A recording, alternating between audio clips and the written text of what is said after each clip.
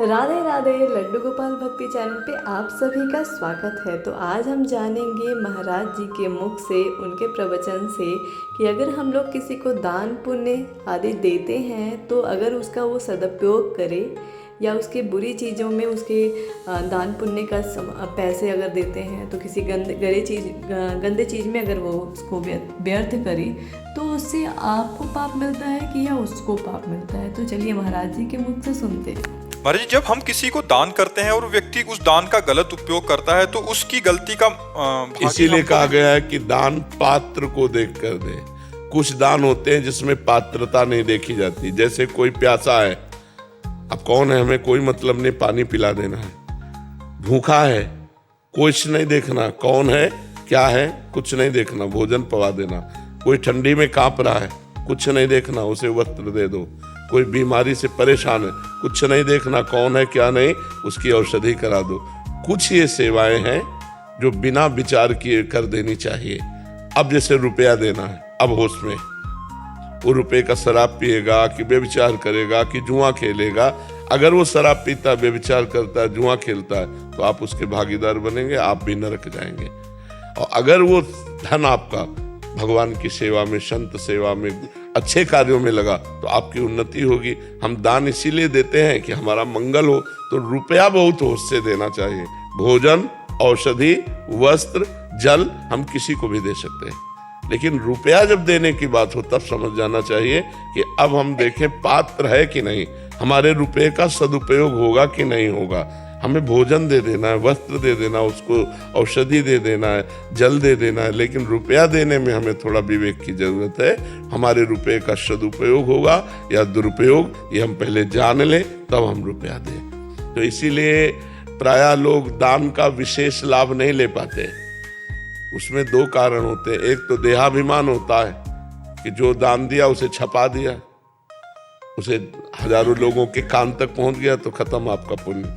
और दूसरा होता है पात्र नहीं होता, मांगने के समय तो दैन्य होता है, इसके बाद फिर उसके आचरण क्या होते हैं, शराब पीता है कि मगर मस्ती करता है, जुआ खेलता है, क्या करता है, तो उसका अपराध आपको लगेगा। तो दान का सही लाभ है कि जैसे गौ सेवा, तो हम चारा दें हमें जाके, जहाँ हमें संशय है वहाँ हम सामान का प्रयोग करते हैं जो बेच भी न सके, और जहाँ ये हमें पक्का पता है कि हमारे धन का सदुपयोग होगा, साधु सेवा में जाएगा भगवान।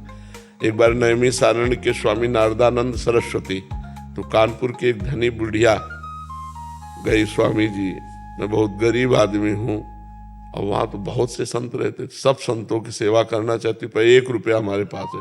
उनका हाँ लाओ। 1 रुपया लिया और भंडारी को बुलाया और कहा देखो इसका नमक ले आना और दाल में डाल देना, सब संतों को पाने का हो जाएगा। बुढ़िया सामने में 1 करोड़ रुपया, आज के 40 वर्ष पहले 1 करोड़ रुपया तुरंत ट्रांसफर चेक में, कि हमारे रुपए का सदुपयोग। जब 1 रुपये का सदुपयोग हो सकता है तो 1 करोड़ का कर सकते हैं सदुपयोग। तो रुपये का सदुपयोग हो, अगर दुरुपयोग हुआ तो दान फिर दुर्गति कराएगा, और सदुपयोग हुआ तो सदगति कराएगा। समझ पा रहे हैं आप? किशन जी, प्रिया जी, महाराज जी, इनका भी एक ऐसा प्रश्न है कि महाराज जी, जो हम दान पुण्य या पूजा व्रत आदि करते हैं, अच्छे कर्म करते हैं, तो जैसे पति ने किया तो पत्नी और बच्चों को, या पत्नी ने किया तो पति और बच्चों को भी उसका भाग्य मिलता है। बिल्कुल बिल्कुल बिल्कुल बिल्कुल प्राप्त होगा। अगर पति कत्ल करता है, जेल जाता है, तो बच्चे पत्नी दुखी होते हैं? नहीं होते, उनकी व्यवस्था भंग हो जाती है। नहीं, अगर पति 1 लाख रुपया कमा के लाता है तो बच्चे और पत्नी को मिलता है ना। ऐसे ही शुभ अशुभ कर्म से पूरा नाता जुड़ा हुआ होता है। हाँ, जन्म मृत्यु चक्र में फिर अपना अपना हिसाब चलता है। मान लो एक सरकारी आदमी है, उसको जो सुविधाएं मिलती हैं तो उसके परिवार को भी तो भोगने को मिलते हैं। बोले अमुक ऑफिसर के माता पिता फ्री ट्रेन में चल सकते हैं, ऐसा है नहीं, तो उस कर्म का उसका फल मिल रहा है कि नहीं मिल रहा है। अगर आपका शरीर छूट जाता है तो जीवन भर आपकी पत्नी को पेंशन मिलेगी, आपके पुत्रों को सहयोग मिलेगा सरकार का, तो कर्मों का मिलता है हिसाब किताब, वो सब संयोग बनता है। लेकिन भगवान की प्राप्ति स्वयं से होगी, इसके लिए स्वयं भजन करना होगा। ये दान पुण्य से भगवान की प्राप्ति होती नहीं है। दान पुण्य एक अलग शुभ कर्म है, पाप अलग अशुभ कर्म है, जिसका दुख और सुख परिणाम है। और जो भजन है ये भगवान की प्राप्ति कराता है, ये आनंद की प्राप्ति कराता है, ये अखंड प्रसन्नता प्रदान करता है। इसीलिए हम सबको कहते हैं कि पैसा नहीं लगता, कोई मेहनत की बात नहीं, उठते बैठते चलते फिरते राम कृष्ण हरि राधा राधा, जो आपको प्रिय हो वो नाम जप करते रहो।